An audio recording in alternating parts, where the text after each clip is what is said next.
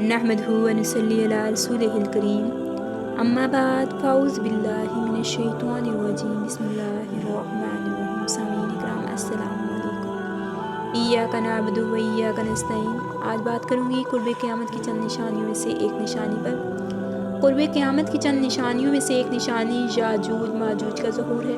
اب سوال یہ پیدا ہوتا ہے یاجوج ماجوج ہے تو ہے کون؟ یہ یافس بن نوح کی اولاد میں سے ہیں۔ حضرت نوح کے جن 3 بیٹوں نے ان پر ایمان لایا تھا ان میں سے ایک یافس تھے۔ طوفان نوح کے بعد حضرت نوح کے بیٹے دنیا کے مختلف علاقوں میں پھیل گئے، جیسا کہ میں نے ذکر کیا۔ یاجوج ماجوج یافس کی اولاد میں سے ہیں۔ بعض مفسرین کا کہنا ہے یہ ترک ہیں، بعض نے منگول اور روسی کہا ہے۔ میں ڈاکٹر اسرار مرحوم کو سن رہی تھی، وہ ان کے حالات و واقعات بیان کرتے ہوئے بتا رہے تھے کہ جیسے وہ کیڑے مکوڑے ہر چیز کو کھا جاتے ہیں، چینی بھی ویسے ہی کھا جاتے ہیں، یعنی کہ چینی نسل کا تعلق یاجوج ماجوج سے بتا رہے تھے۔ ان کی آباد کاریوں کا علاقہ جو بتایا جاتا ہے وہ سینٹرل ایشیا یعنی وسطی ایشیا کا علاقہ ہے، اور بعض مفسرین کے مطابق یاجوج ماجوج 2 وحشی اور جنگجو گروہوں کے نام ہیں۔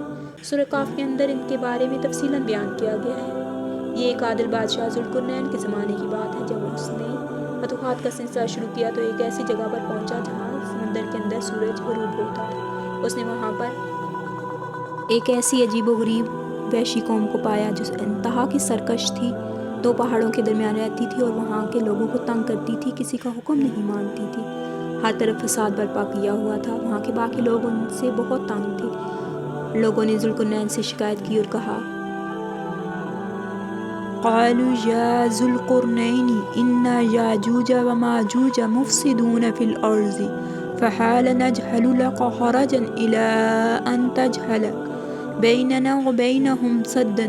انہوں نے کہا، اے ذوالقرنین، بے شک یاجوج ماجوج زمین میں فساد مچاتے ہیں، تو کیا ہم آپ کے لیے کچھ مال مقرر کر دیں اس پر کہ آپ ہمارے اور ان کے درمیان ایک دیوار بنا دیں؟ ذوالقرنین نے جواب دیا، مجھے مال و زر کی ضرورت نہیں، مجھ پر اللہ کی رحمت ہے۔ ذوالقرنین نے ان سے افرادی قوت کا مطالبہ کیا تاکہ ان کے درمیان دیوار تعمیر کر سکے۔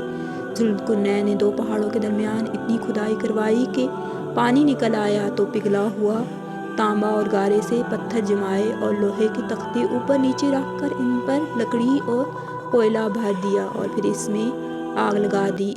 اس طرح یہ دیوار بہت بلندی تک پہنچ گئی، پھر اس میں پگھلا ہوا سیسا بھر کر اس کو ہموار کر دیا کہ اس دیوار کی وجہ سے یاجوج ماجوج کا آبادی والوں سے رابطہ ختم ہو گیا۔ حدیث شریف میں ہے کہ یاجوج ماجوج روزانہ اس دیوار کو توڑنے کی کوشش کرتے ہیں، پھر دن بھر اس کو توڑتے توڑتے جب یہ ٹوٹنے کے قریب ہوتی ہے تو ان میں سے کوئی کہتا ہے کہ اب چلو کل اس کو توڑیں گے، دوسرے دن جب آ کر دیکھتے ہیں تو وہ ویسی کی ویسی ہوتی ہے۔